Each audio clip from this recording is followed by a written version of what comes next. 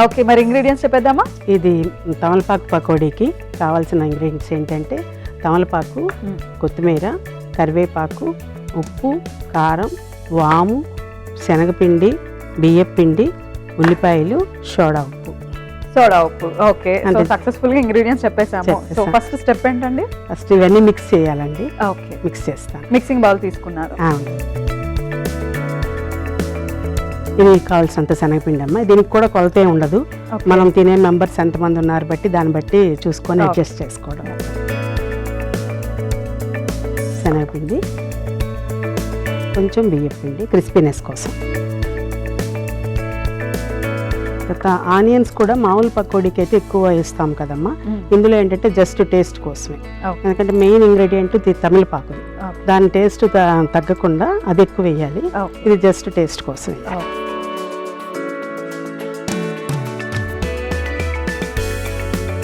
Salt అండి,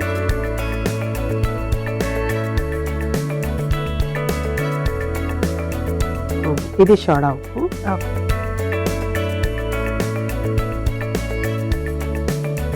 ఇది వాము ఎప్పుడు వేసినా కూడా మనం ఎందులో వేసినా సో జస్ట్ ఇట్లా బ్లెండ్ చేసి వేస్తే దానిలో ఉండే ఏదైతే ఉన్నాయో వాల్యూస్ అవి బాగా యూజ్ అవుతాయి. నెక్స్ట్ తగినంత కారం,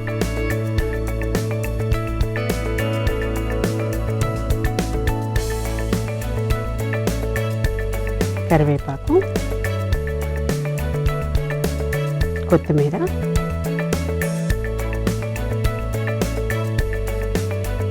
మెయిన్ ఇంగ్రీడియంట్స్ తమలపాకు.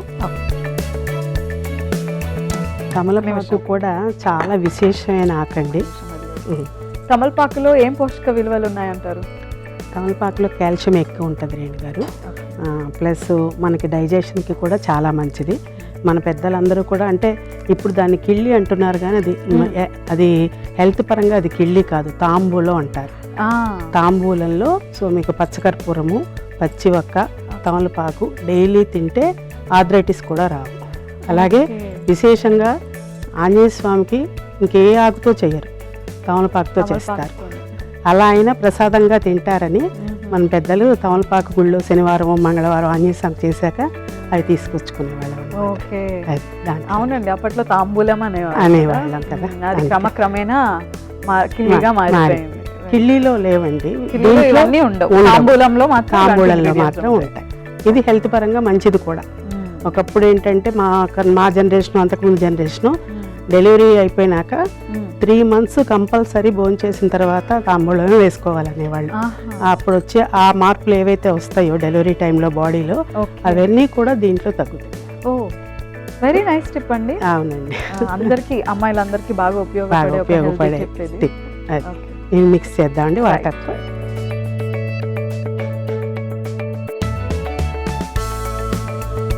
సో ఈలోపు స్టవ్ ఆన్ చేసేయండి.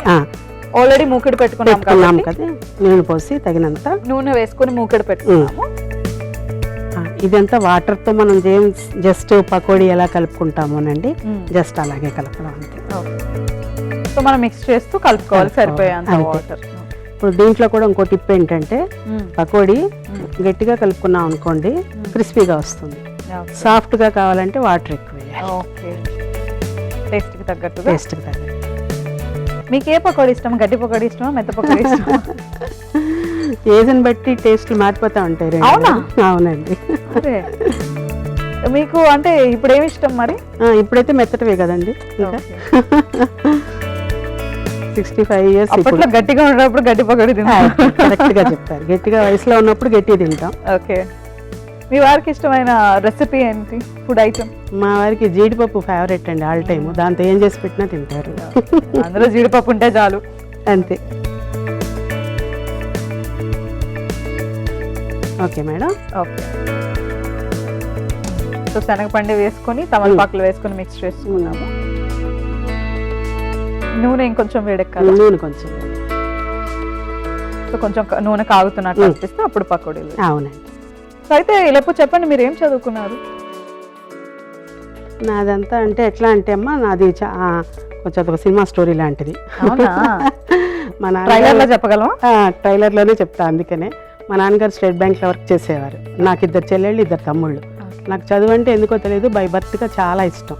కానీ నా వెనకాల 4 ఉన్నారు కదా అని చెప్పేసి నన్ను డిస్కంటిన్యూ చేయించేస్తే నాకు 16+కే మ్యారేజ్ చేశారు, 17కి. అక్కడికి వెళ్ళిన తర్వాత ఇక్కడ పెద్ద కూతుర్ని అక్కడ పెద్ద కోడల్ని. ఆ రోజుల్లో ఊహించుకోండి ఎలా ఉండే బాధ్యతలు. ఆ బాధ్యతలతోటి నాకు 3 పిల్లలు. వాళ్ళతో నేను ఎంఏ చదువుకున్నానండి. ఓపెన్ యూనివర్సిటీ డిగ్రీ చేశాను. అందులో ఫస్ట్ క్లాస్ వచ్చిన తర్వాత సిలబస్ నాకు నచ్చక టఫ్ సబ్జెక్ట్ ఏది బాగుంటుంది అని అడిగితే ఆంధ్ర యూనివర్సిటీ అన్నారు. అనుకోలేదు మీరు టఫ్ సబ్జెక్ట్ అదే అంటే మా వారు అనేవారు, నీకు నేను డిగ్రీకి సర్టిఫికేట్ కొనిపెడతా కదా, ఎందుకు ఇంత కష్టపడి ఇంత ఫ్యామిలీలో ఉండి చదువుకుంటావు, సండే వెళ్ళి వీళ్ళందరికీ వంట చేసి పెట్టి గుడివాడలో ఉండేవాళ్ళం అప్పట్లో. సో విజయవాడ వచ్చి చేస్తావు అనేవారు. అలా కాదండి, నా ఇంత చదువుకొని నేను నా చేతులతో నేను సాధించుకోవాలి. నాకు పీజీ అంటే పిచ్చి అనమాట. నేను చనిపోయే లోపల నా పక్కన పీజీ అనేవి 2 అక్షరాలు ఉండాలని నా కోరిక. సో అట్లా ఓపెన్ యూనివర్సిటీ డిగ్రీ చేసి ఫస్ట్ క్లాస్. ఆ తర్వాత కూడా ఇంకా పీజీకి ఏమవుతుందంటే వెళ్ళటానికి ఉండేది కాదు అప్పట్లో. ప్రైవేట్గా విజయవాడ వచ్చి గుడివాడ నుంచి సెకండ్ హ్యాండ్ బుక్స్లు అమ్ముతారు అక్కడ. ఓపెన్ యూనివర్సిటీ గైడ్స్ కొనుక్కొని వాటితో చదివి నేను ఎంఏ కూడా ఫస్ట్ క్లాస్లో పాస్ అయ్యాను. అలాగే హిందీ అంటే కూడా చాలా ఇష్టం. నేను హిందీ పండిట్ని కూడా, అన్ని ఎగ్జామ్స్ రాశాను. ఇది అలాగే నా పిల్లలకు కూడా నేను డబ్బులు కాదు చదువు ఇవ్వాలి. ఎంసీఏ మా ఫస్ట్ బ్యాచ్లు మా అమ్మాయిలు 2 కూడా లక్షల్లో రాస్తే 100స్లో ర్యాంక్స్ వచ్చాయి. 2 కూడా టాపర్స్. మా బాబు లండన్ వెళ్ళి ఎంబీఏ చేసి వచ్చాడు. సో మా కోడలు ఎంటెక్ చదువుకుంది. నాకు చదువు అంటే ఇష్టం అట్లా. సో మొత్తానికి మీతో మొదలుపెట్టి మీ ఆయన గారితో మొదలుపెట్టి అందరూ చదువు బిడ్డలే అన్నమాట. అందరూ నైస్ అండి. లక్కీగా నేను ఎందుకంటే అంటే నాకు పీజీ అంటే పిచ్చని వీళ్ళిద్దరిని చదివించాను. మా అబ్బాయి అక్కడికి వెళ్ళి చదువుకొచ్చాడు. మా కోడల టైంలో అందరూ ఇంజనీరింగే కదా, వాళ్ళే దొరుకుతారు అనుకున్నాం. అసలు మేము వెతకలేదు, తను ఎంటెక్. అట్రాక్ట్ చేశారు అలా చదువు బిడ్డలు అందరినీ ఒక చోట జమ చేశారు. కాగింది మేడం. ఓకే అండి, పక్కడి వేసుకున్నా. మీ స్టోరీ చాలా ఇన్స్పైరింగ్ గా ఉందండి నిజంగానే. అలాగే ఉండాలి కదా మేడం. మరి అంటే పెద్ద కోడలుగా బాధ్యతలు అంటే నేను ఊహించగలను అవి అప్పట్లో ఏ రేంజ్ లో ఉండుంటాయని. ఏవి అండి ఇలాంటి మిక్సీలతో కానీ ఏ ఫెసిలిటీస్ ఏవి, వంటలు చేయాలి.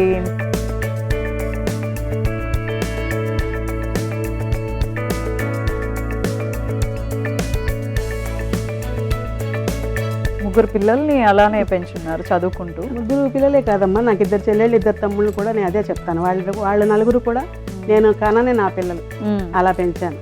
అలాగే మ్యారేజ్ అయ్యి అక్కడికి ఒకటి దివరమ్మ. సో అక్కడికి వెళ్ళిన తర్వాత కూడా మా మరిది మా ఆడబడుచు వాళ్ళని కూడా అలాగే పెంచాను. వాళ్ళని కూడా. సో ఇంతమందిని మీ చేతులతో పెంచి వాళ్ళని పెద్ద చేసి బాగా చదివించారు. అవును, నేను వాళ్ళకి ఇచ్చే ఆస్తి అదే అమ్మ. మా అమ్మాయిలు 2 కూడా ఏనాడు నోరు తెరిచి అందరూ అది పెట్టుకుంటున్నారు ఇది కొని పెడుతున్నారు నువ్వేం కొనవేంటి అని అడిగేవారు. అసలు పాపం వాళ్ళు అడిగింది లేదు. నేను ఎంత ఏది కొని పెడితే అదే అలాగే చేసుకున్నారు. వాళ్ళ పెళ్ళికి కూడా వాళ్ళకి ఒక చైను ఒక గాజు తప్పితే నేనేం చేయించలేదు. అంటే ఉన్న జాబ్ తోటి అన్ని గోల్డ్ ఇవి అంటే కష్టం కదా. లైఫ్లో ఏది ఇంపార్టెంటో అది తెలుసుకోవాలి.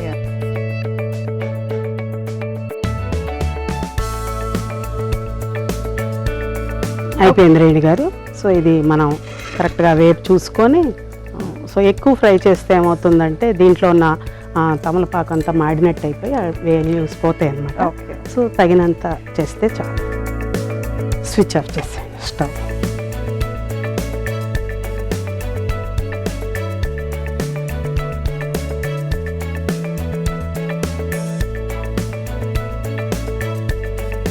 మనం ఇందులోకి ఓకే సో చక్కగా తమలపాకులతో ప్లేట్ ని సర్వ్ చేసుకున్నారు. గార్నిష్ ఇప్పుడు వేసుకుందామా? వేసుకుందాం.